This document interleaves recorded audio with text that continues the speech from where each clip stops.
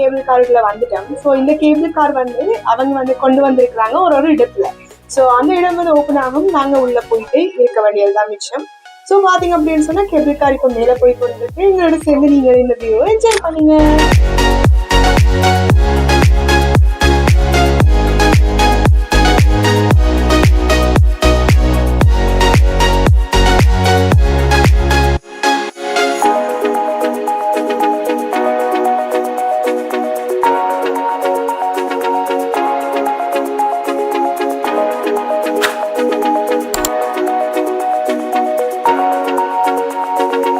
So guys, இப்போ நீங்க பாக்குறது தான் வந்து கென்டிங் ஐலாண்டுக்கு போற வழி. இங்க வந்து பாத்தீங்க அப்படின்னு சொன்னா இந்த கேபிள் கார் மூலமா தான் நாங்க கென்டிங் ஐலாண்டுக்கு போகக்கூடிய மாதிரி இருக்கு.